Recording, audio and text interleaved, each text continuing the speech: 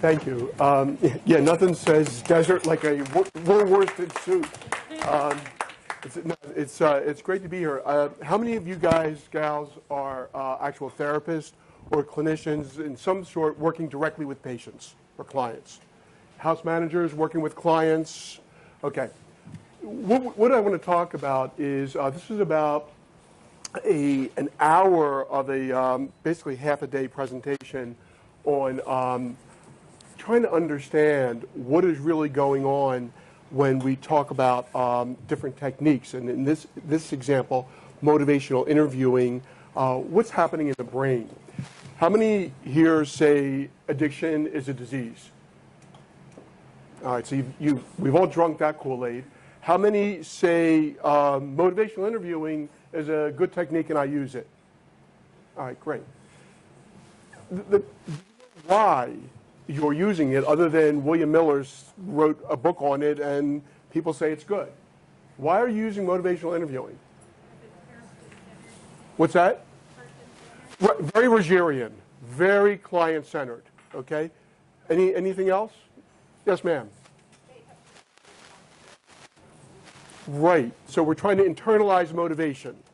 Absolutely, okay? How many of you are familiar with Gabor Mate's work? Okay, in the realm of hungry ghosts? Okay, interesting.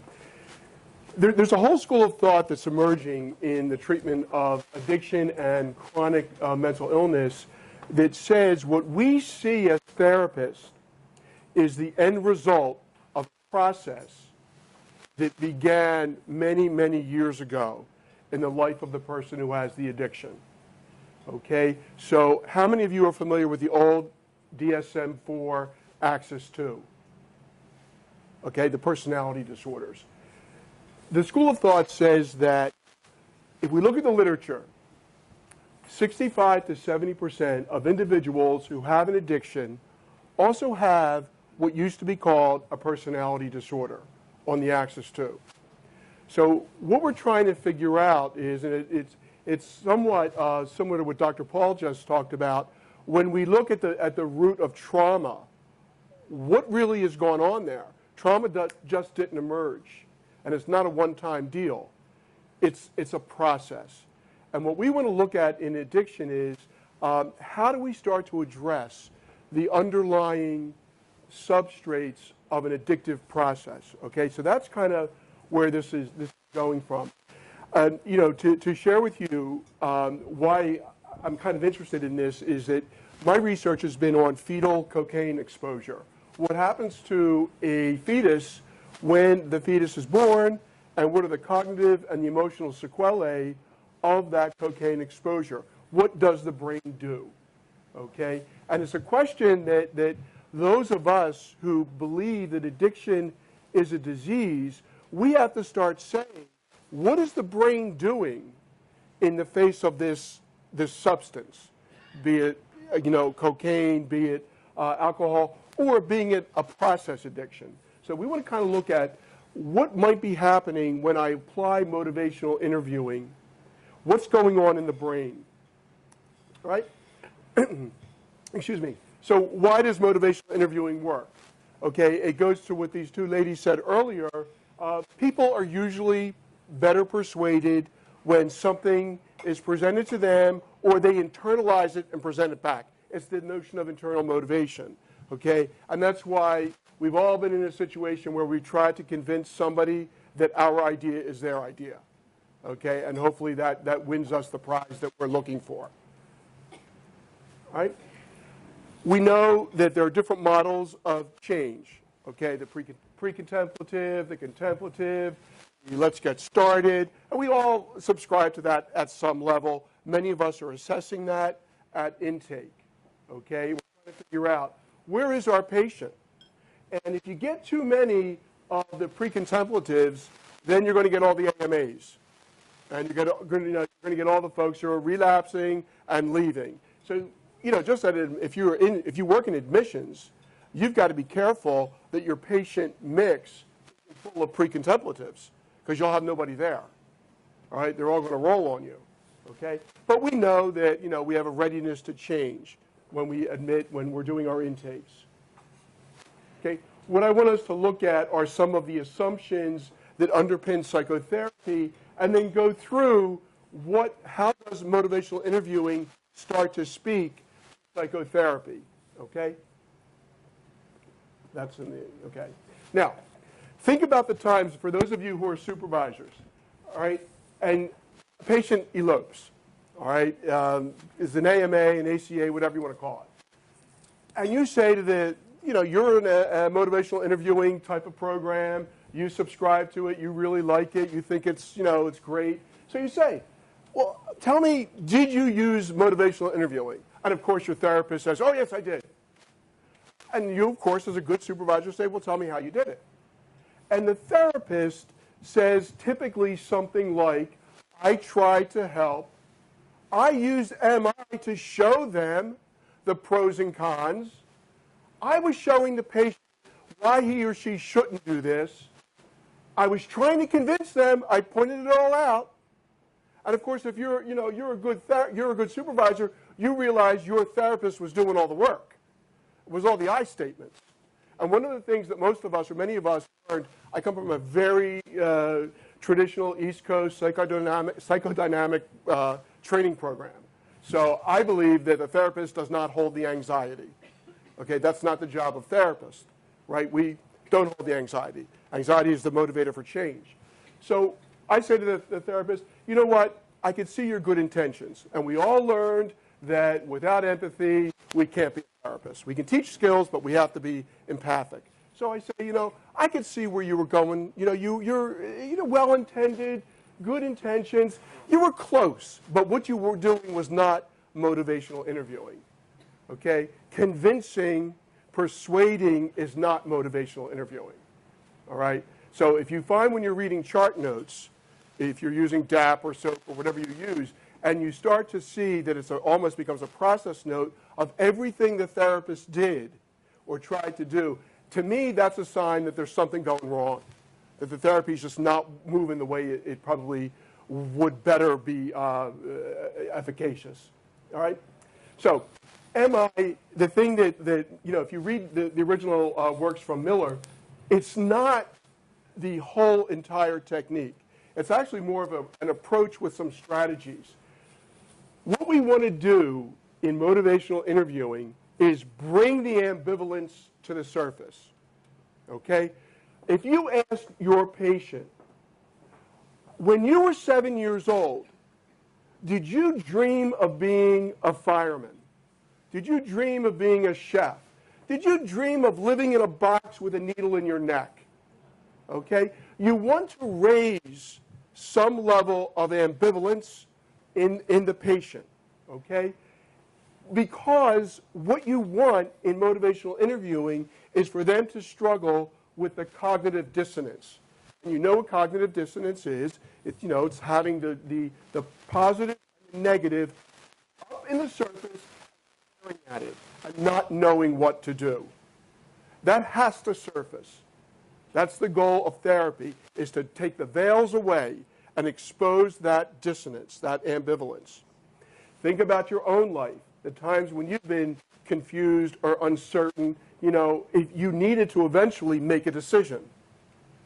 And that's part of what some individuals with addictions, if you notice, that constant scurrying they do, the running from one high to the next, keeps the dissonance away.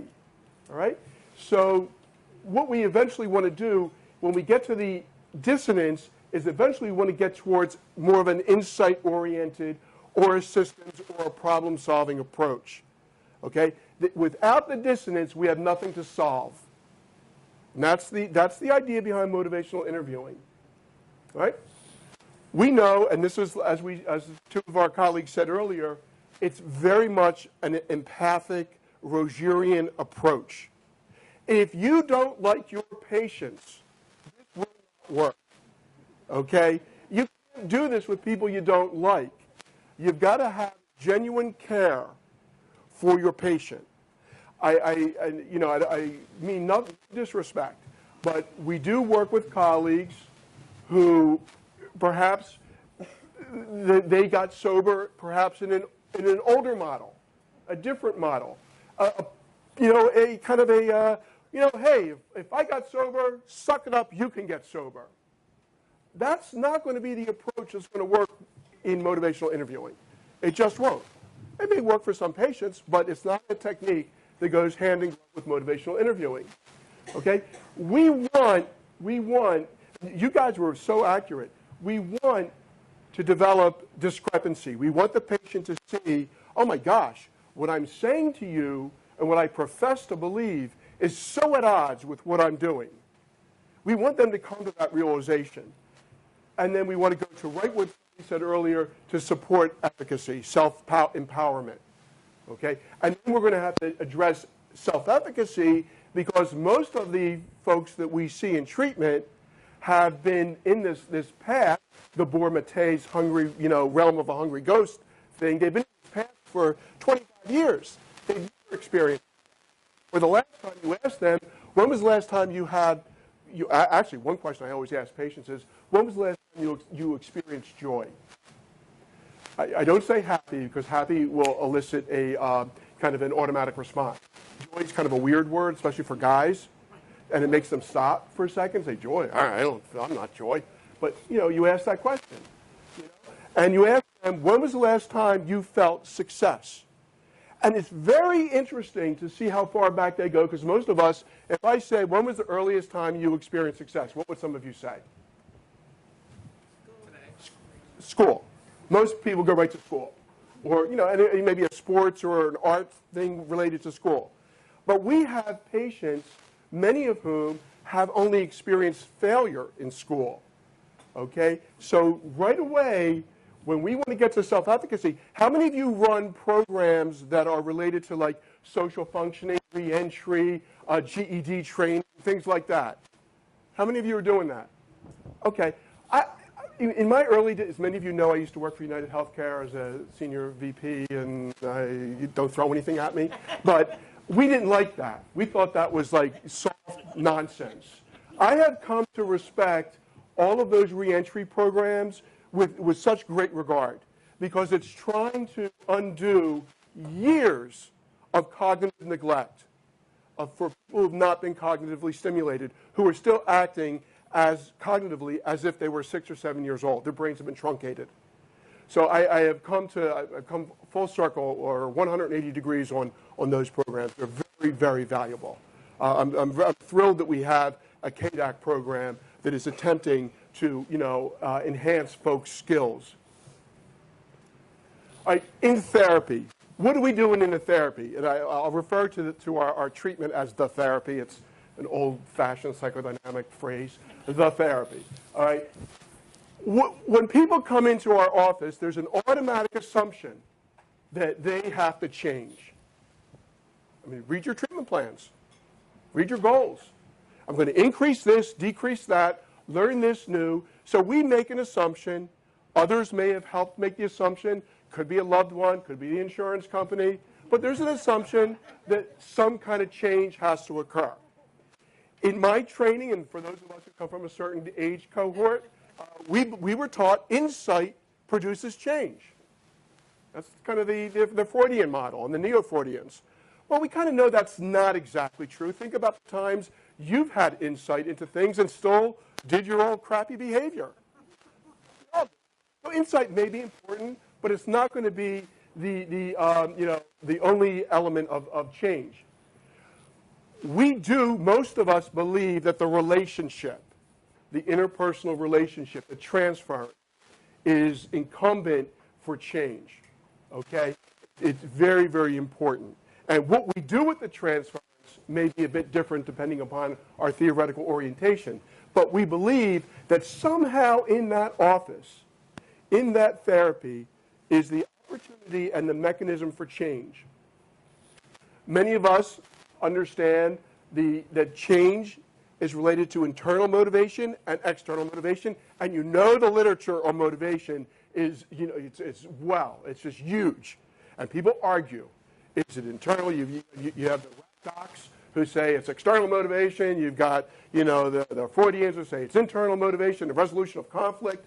But I think most of us understand that motivation is internal and external, okay? But the thing is that's really key is change requires an intact, functioning brain. And we're going to be faced with these clients, okay, who we just said haven't been successful since they were 6 years old in kindergarten or first grade. And then they come to us after 15, 14 years of sustained alcohol or drug abuse. So, back to your Neuro Psych 101.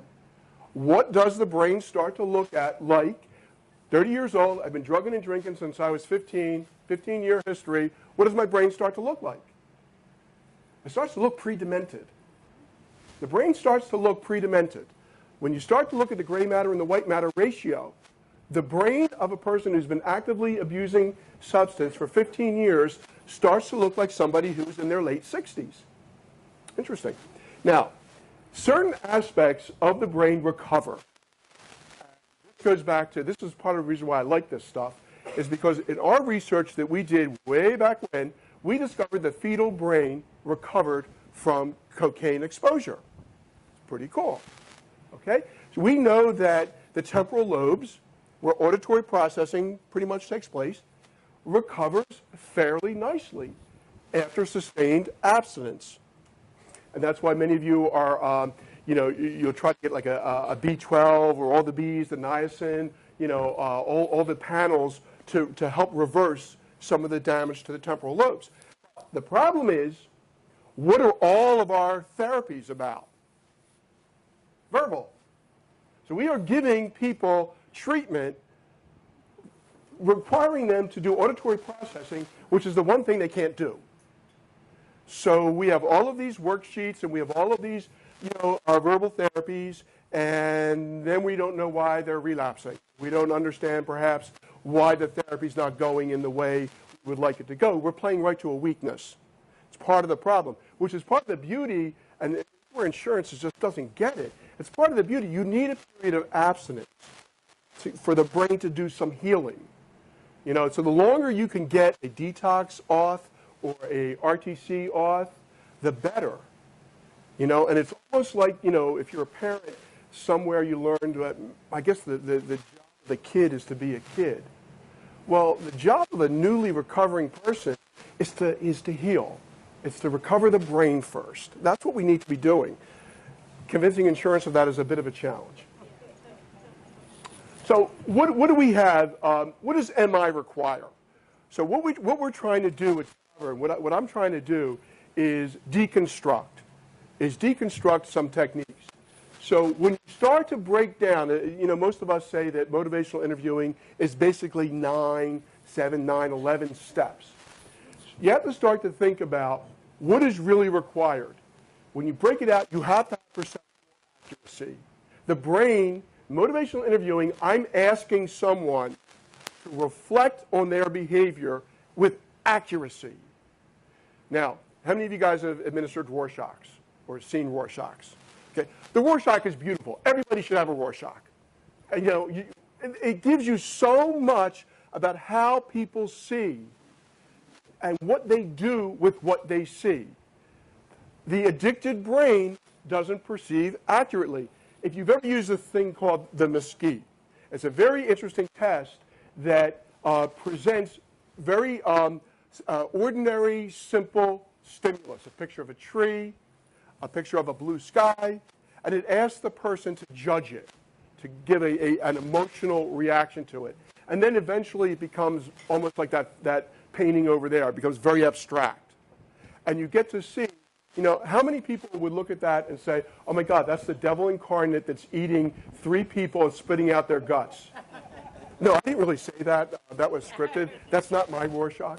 But it does. It goes into that, what are you doing with what you see? Because that's what our patients are doing in the environment, in their world. That's how they're interpreting their stimuli. We have to show, if you do motivational interviewing, cause and effect. All right? That's a crucial piece of motivational interviewing. Cognitive flexibility. One of the things that the addicted brain cannot do very effectively is shift attention. That's, if you look at an addiction as an obsessive compulsive disorder, the obsessiveness is the inability to get off of the stimulus, off of the topic. I can't wait to drink. That's the inability to, now that's not because, in the old days that was moral failure. No, it's the brain. It's the brain's inability to move off the topic. Okay, it's actually cognitive. Consequential thinking. When you ask your patients, your clients, couldn't you predict that drinking and smashing into a telephone pole might get you hurt or arrested? You couldn't see that coming? And it's, again, we might say, well, that's a distortion. To some degree, it is a distortion. It's also a failure of cognition.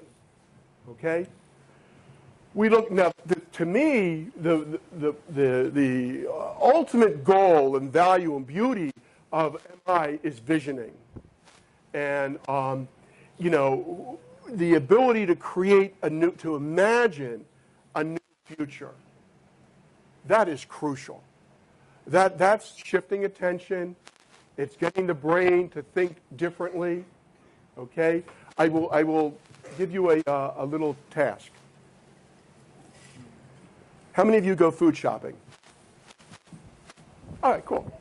When you imagine yourself going into Ralph's or Albertsons, when you go in, the doors slide open, you got your little cart, and you bring all your bags because this ridiculous state charges you for bags.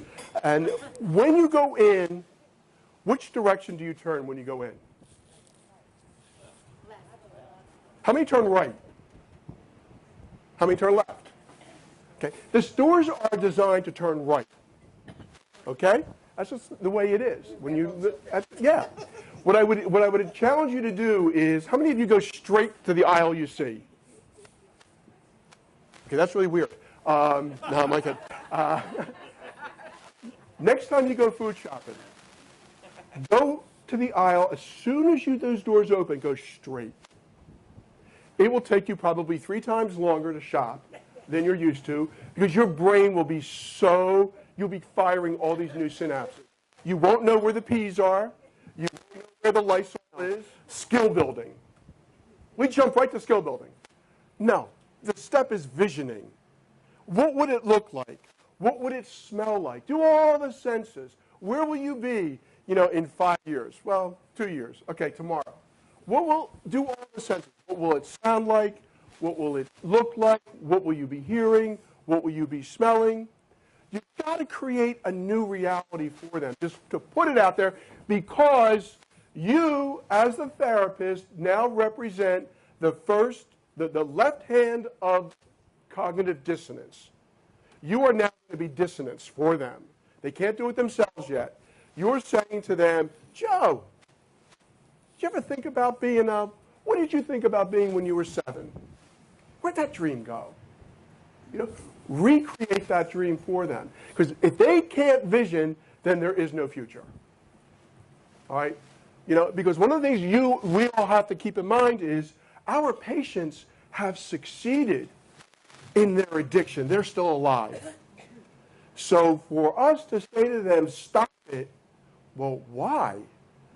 I'm still alive. And tell them, no, there's more out there. But you told me earlier that I'm cognitively functioning as a 6-year-old. What's out there for me? I'm 38. And my brain's functioning like a 6-year-old? Where can I go? So we've got a lot of work to do, but one of the first steps is to help folks create a new vision for who they are, okay? It's really, really key in that. All right. What are we supposed to do as therapists in motivational interviewing? Fairly similar to Rogerian. It's a very Rogerian approach. We are unconditional regarding people. We don't judge. No matter, and hopefully most of us have encountered clients in our treatment history where we're not shocked anymore. Hopefully we've heard it all. So, because we don't want to judge. In fact, we need to be able to say to somebody, wow, I can see how you went in that direction. I can understand that. I don't necessarily agree. Agreement and approval, not the same as understanding, all right? We help, we accept. Now, we do a little bit of what Bandura called the modeling and eliciting of change talk. Again, this is the dissonance that we provide. We're like the auxiliary ego. We're doing what they can't do. So we say to them, hey, have you ever thought, of not sticking a needle in your neck every 2 hours? What would that be like for you? All right, when you got past all that, we'll help you get past that. Then what would you do? You take them through a day. Take them through a half a day.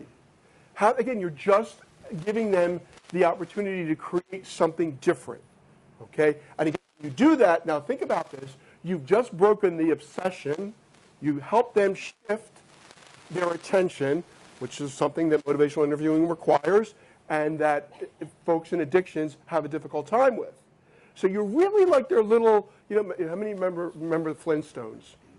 Okay, remember Gizmo that would like land on Fred's shoulder and give him like little things to do, kind of like the Homer Simpson thought bubble? Like that. You're guiding them along. You're the auxiliary ego for them, all right? So we want to do that. We want to put that language, because when they hear the word change and me, I can change, that's a new synapse. The brain now is processing something very differently than they're used to. All right? Just so you know, the major areas of the brain that get affected are the brain stem, the cerebral cortex, the limbic system, the cerebellum, and the hypothalamus. Now, of those, the one that's most related to motivational interviewing is the functioning in the cerebral cortex, okay, which is, where your higher cognitive skills reside, if you will. Okay? This is what you're doing. This is what you're addressing, the part of the brain when you're doing your therapy. This is the part that processes sensory information. There's a whole, if you're reading the literature on, how many of you have worked with borderline personality disorder? Lovely, right? Really? Okay. There's a whole body of research now on what the brain looks like of individuals who have borderline personality disorder. It is markedly different. And now we can start to trace right back to brain size, brain weight, matter. Pretty interesting, actually. So we're trying to, link that to that disorder to the brain, right? You can see where the frontal cortex is involved in thinking, problem solving, making decisions. Decisions and problem solving goes right back to the skills we talked about a couple minutes ago. Flexibility, shifting attention, generating hierarchies. This is all aspects of the brain that get affected by when we're talking chronic alcohol or substance use. Okay, this is I believe in your. I'm not sure if this is in there in your packet, but there's a website or an email address, I should say, where I can get you this information. But this is pretty cool to have. Gives you the functions of the different lobes of the brain. It's pretty neat information. Now, substance abuse disorder impairs the thought processes. The other thing it does is it depresses inhibition. So now we have a loud drunk. Okay, we have somebody who is now going to act out. Do you know what else it does? And this is really weird. This is why we have a lot of sexual assaults. Decreases inhibition, increases sexual urges, decreases sexual performance. So now we have an angry, loud drunk who is horny but can't act on it. That's just a recipe for disaster. Okay, so that's why when we have these bar fights and these brawls, and you see sexual assaults on campuses, this is the brain. It's all coming out of the brain. As blood alcohol increases, the content increases, the effects also get more pronounced until a person passes out. Okay, and I think we'll look at that in a second as well. This is not in your handout, but again, I find this really interesting. What I was looking at was, what parts of brain functioning does DBT and MI start to look at? So if I look at the brain stem, okay, the brain stem, there's not going to be a lot of effect on motivational interviewing. It's not going to have a lot of effect on the brain stem. That's your autonomic experiences, your heart rate, things like that. MI, it's not mindfulness, so it's not going to have that effect. Right? But if I start to look at the cortex, and I say, okay, the cortex is responsible for sensory perception, accuracy, social impulse, inhibition, well, MI actually can start to affect that. Okay? You can work on perceptual accuracy, flexibility, and problem-solving skills. So MI does have an effect on the cortex. Pretty interesting. On the right-hand side is a column of what it's doing, what MI and DBT can do for folks who have borderline personality disorder. This is from another presentation, but I wanted just to share it with you. I think it's pretty cool. Same thing, like we looked at the limbic system. The limbic system, you guys, recall, is related to emotions. Okay, so how does DBT and MI impact on emotional development or emotional problems, emotional dysregulation, which is the other phrase for borderline personality disorder? And again, you can see that there are some effects that MI can have on folks who are dysregulated. With the combination of a person in an addiction along with the same person having emotional dysregulation, it's a very challenging, patient presentation. And MI actually it can speak to it at the brain level, which is when you start to think about what you're really doing in the therapy when you use MI. Okay? We looked at the cerebellum. The cerebellum is where our gross motor skills live, some spatial orientation. And it also is related to, when we talk about spatial orientation, we start to talk about perceptual accuracy, and that starts to get us into it starts to link us a little bit to social reasoning. Okay, so you can see MI does have an effect on some social reasoning as well. And then we look at the hypothalamus, which is a little bit different. It doesn't respond as much. MI is not going to have as much of an effect on the hypothalamus. Mindfulness will do a lot of regulation related to the hypothalamus. All right.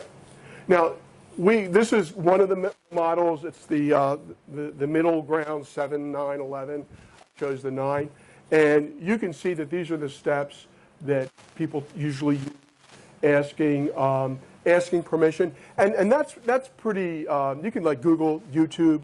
They have that's the one thing that all the YouTube therapists are doing well. They ask, and then they kind of muck it up after that. But at least they ask. And we should ask. We should ask because, on my way over here today, I got a call from one of our folks saying that they are aware that their patient has a history of sexual trauma. Should they let the patient know? The patient is so dysregulated. And, anybody, when I heard it, I think I clocked it, and it took me 6 minutes and 20 seconds to ask her, is there sexual abuse going on here? Is there a trauma? And she says, oh, yeah. I said, okay. She goes, does she know you know? And she says, no. I said, all right. So what do we do with that? Now, the old Freudians would say you sit on that forever until they're ready to reveal it. Well, we don't have forever, So, you ask them, and this is where this is coming, going to, you ask them, is there anything in your history that you would like to share? No, everything is fine. I'm fine. Well, no, we all know they're not fine. Okay? They're not. They're a train wreck. So we said, well, okay, let's look at that a little bit more. You say you're fine, but I think we both know that you align, that there's something that may have occurred or that is occurring. It might be hard to talk about. Is there anything like that? And again, the idea is you don't say, ha, I know. I know you wouldn't do that. But, you want to get to kind of join with you, and you want to ask, is it okay if we talk about, I see you wrote I've seen you wrote on your history that you have HIV. Do you want to talk, do you mind if we talk about that? Do you mind if I ask you a couple of questions? That's usually what I would say is a couple of questions. If I thought that was a salient issue. Or if I see somebody who has 3 or 4 medical complications, diabetes, hypertension, a couple other things, that's clearly an issue, So you want to ask permission. We all know we ask open-ended questions, okay? I've also been trained, never ask, how are you feeling? Never. Because brain, synapse, boom, goes right to fine. Ask, what are you feeling? It just, only because it makes the brain stop. It takes you out of an automatic response. The brain's not ready for, what do you feel? They still might get to fine, but you at least stop the brain from an automatic response. You created a new little synapse. Number 3, we have the visioning, reflective listening. What is reflective listening? We all say it. Do we know what it is? Like, what should you be able to do at the end of reflective listening? Good. We should be able to repeat not only what was said, but the affect under it. That's reflective listening. Okay? If we only repeat what was said, then we're a tape recorder. But the thing that differentiates all of us from our moms who give advice willingly, or my mom who gives advice willingly, is our ability, our training, to interpret. That's what sets us apart. When you do your DAP note, DAP, it's the A, the assessment. That's what makes us different. Okay? Our ability to conceptualize in a therapeutic way. So, we reflectively listen. We listen with the third ear, as they used to say, right? We normalize, very important. We don't want to make people have the experience like, that they're the only one. And you say things like that, right? You say, I'm familiar with individuals who have shared the same experience that you're describing, okay? Change talk, futurizing, and then the therapeutic paradox, which is kind of a last resort type of thing that you use judiciously. All right? So these are just, things that I know we've all done. Do you mind if we talk about?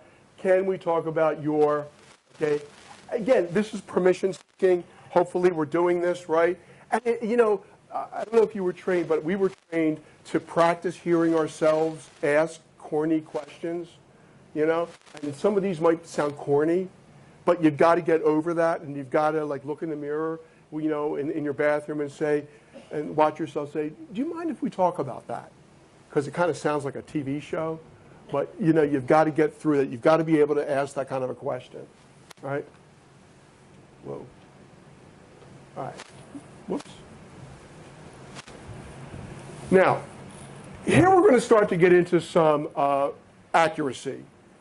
We want to say, tell me what you like about drugging. You got to ask this question. You can't go right to, and I'm going to make the assumption that you're not doing this, but you can't go right to the preachy stuff and the problem solving. Can't do that. Because there's a game here. There is something this person is getting out of. Getting out of this behavior. Whether it's pulling a slot machine or, watching internet porn or drinking or drugging, there's a gain. And it would be very disrespectful for any of us to say there's no gain. That starts to take us into moralizing and preaching. No, there's a gain. What do you like about this? Wow.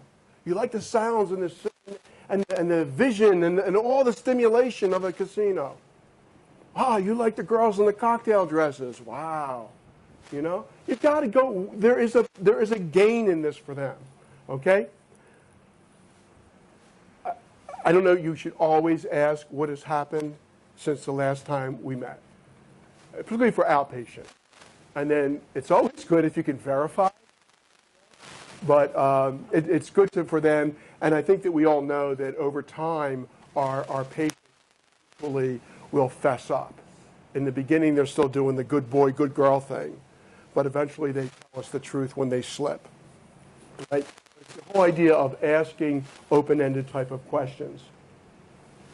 Okay? It's real important, and for those of us who are unsure of the motivation of some of our patients, I know that there's a lot of concern that patients get to our different organizations. I know that's an issue in California and Florida. It's always good to ask them, why now? What has happened now? I think a lot of you guys know, gals know, that we have a program called Prime in Palm Desert. And the whole idea was for folks who are being externally motivated by family or by employers. And they tend to be older guys, men, and when you ask them why now, they say, because my daughter won't let me see my grandchildren anymore. So there's a kind of a hook. So it's always good to say, just why now? Just like we say when we have a brand new outpatient, what brought you in today? We want to know the precipitating event. And part of it is, was it internally motivated? Was it externally motivated? It's important to know that. It's good information for us. Okay? When we start to look at cause, effect, and consequential thinking, we want to ask them, what happens when you do? Now, so you get somebody who is active in and this is a situation where, a patient or a guy I was working with was, pretty much drinking in a casino every night. So he was pretty wild. He actually was a sex addict. No, I'm sorry, he wasn't. He was a food addict, an alcoholic, and a gambler. And I said to him, wow, you hit the trifecta. Why aren't you a sex addict? And he was like, I'm too fat. And I was like, what? That was his rationale, So I said to him, well, what happens when you do this? And because he was married. And he says, well, nothing. I come home, I get home, I'm okay. My wife is asleep. And I said, where's your wife? She's asleep. So he had no sense of anything he was doing had another effect. He didn't link the fact that his wife was sleeping because she couldn't stand being around him, because he was coming home a mess night after night after night. So you want to get to this. Now, in the beginning, folks are going to tell you, I feel great, And then you ask them, okay, after you stick the needle in your neck and you feel great, what do you do next? And many of them will say, I try to figure out where I'm going to get my next hit. They chase the high, And you can say to them, wow, and now you can do your DBT, and you can start to do your chaining and your linking, and you can say, let's take ourselves through a day. Wow, look at the amount of time you're spending, chasing it, But you want to see if they have any sense that their behavior is affecting somebody else or deleteriously affecting them, all right? We want to find out, it's always good to ask them, when was the last time you were sober and for how long? And what was that like? Were they white-knuckling it? Were they relying on, a whole external support system? Were they simply abstinent? Did they achieve serenity? What was really happening in their non-use time? Okay? I like to ask about what is the earliest memory of using, whatever it was? What was the circumstances surrounding that? Who was there? What were they feeling? Was it at a party? Was their family under stress? Were they feeling stressed? What was the circumstances around that? Because that's very important. Because if you go back to pruning neurons in the brain, okay, the brain started in the face of that stress. If the parents were getting divorced, or if the family was moving, okay, the brain was processing that information, and somehow introduced the drug or the substance or the process. And what happens is I start to attend to that, and other brain cells go away. It's called pruning. All right? You kind of, Google pruning, and you'll see it's brain shaping. All right? Okay? Whoops. I forget if yeah, I did that. Okay. That's supposed to be 3. Now, we do reflective listening. We're saying, these are all again, these could be corny things, so you have to practice saying them in your mirror. It sounds like, I think I may have heard you say, okay, and that's when you're starting to get into the underneath of the affect, the feeling state, all right? So I do like this last one because it's when you start to introduce change talk. I get the sense you might want to change something. and watch the reaction. Because you said the C word. You said change. Okay? And the brain is, remember your information on neuroplasticity. The brain is in a rut. The brain is in a rut. You're introducing a new neural pathway when you say change. Uh-oh, bing, bing, bing, change. All right? That's a scary word. Now, there's a little thing that we have to start to keep in mind is the idea of self-awareness. And this is where the transference really starts to come in. Okay? And this is why, I think we'll never go out of a job. Okay? Because we are it. We are giving them a bit of reality, hopefully, we're giving them a bit of reality testing. Okay? So we're trying to get them, and I think it's very important when somebody says something to you that is a bit shocking to say back to them, what do you think I just heard? Do you know what I might have just felt when you said that? Just to see if they have any awareness of the fact.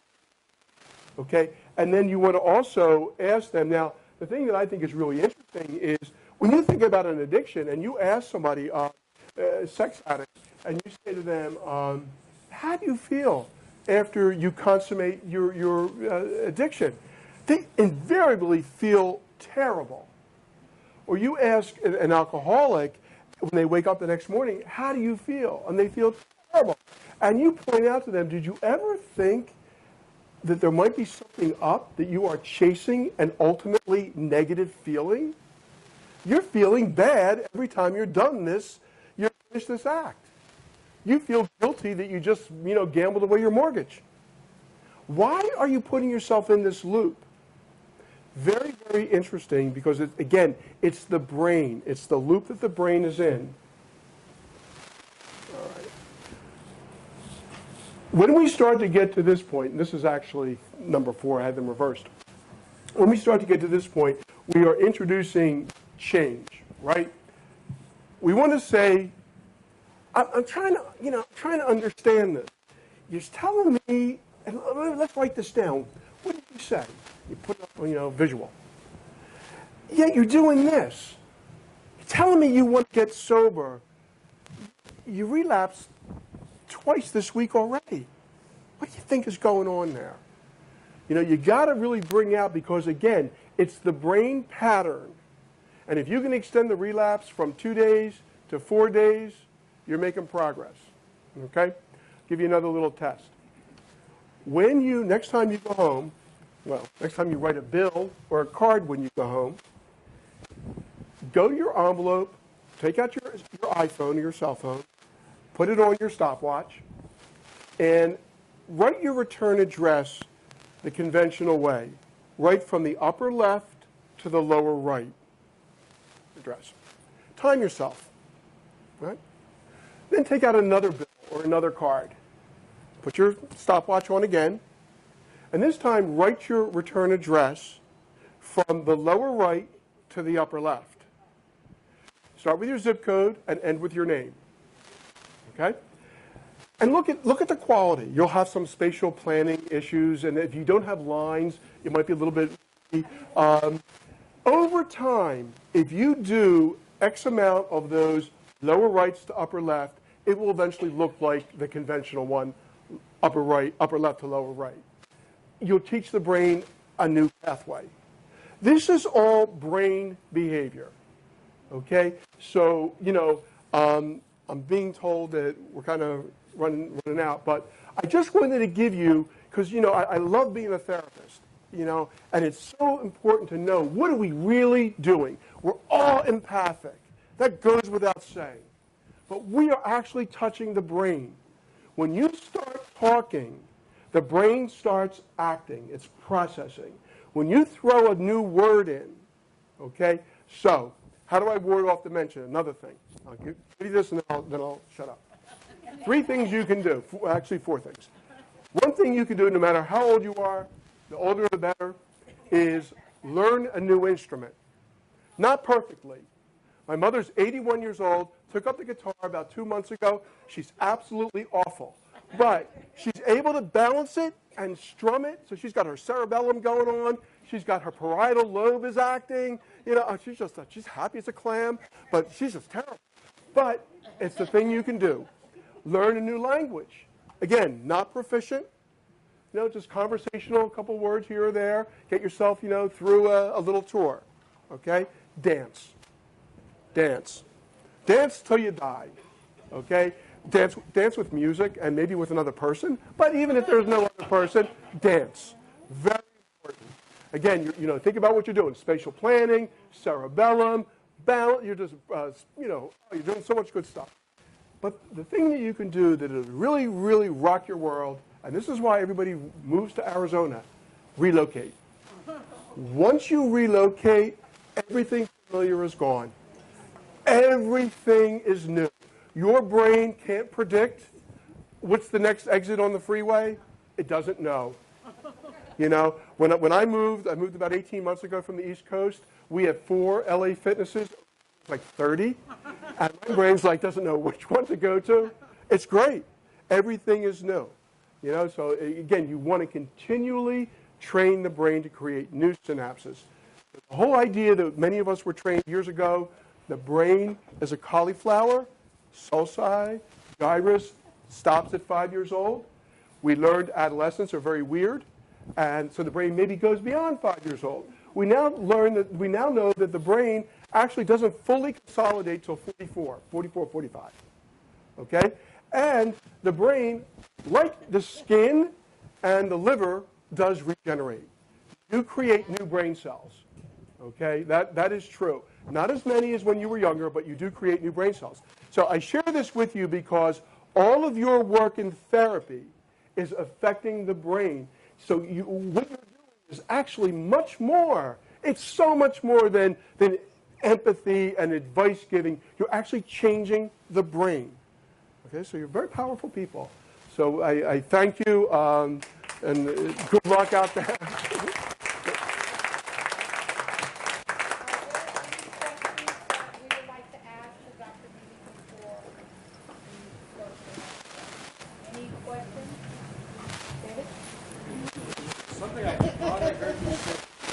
Was I don't know if this is fine. That there's a bit of a catch-22 because of the excessive accuracy of long-term drug users. Yeah. That this may not be the best therapy to use, except that we get them through ambivalence. Absolutely. So, and I think that's what the transference does. Because you've been in a situation with an individual who is emotional dysregulation, a borderline, and they interpret something that's totally out of whack. You said, and you're like, no, I really, but you don't say, no, I didn't. You probe that. And it's the same thing. You want to teach new, we used to call them percepts, new percepts. You definitely want to teach that. The brain has the ability to do that differently. Absolutely. That's why we're never going to go out of business. We are it. We are that transference object. It's a very important role we play. Yes, ma'am. Are there more handouts? We made 70. We're out of handouts. Yeah, but you know what? Let me just go to this.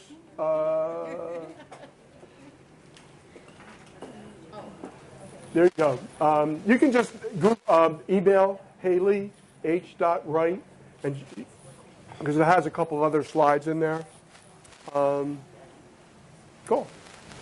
Other questions, comments? Anybody want to share anything from their own experience? Okay. Well, this was fun. Thank you, guys. I love talking to therapists, man. This is great. Thank you.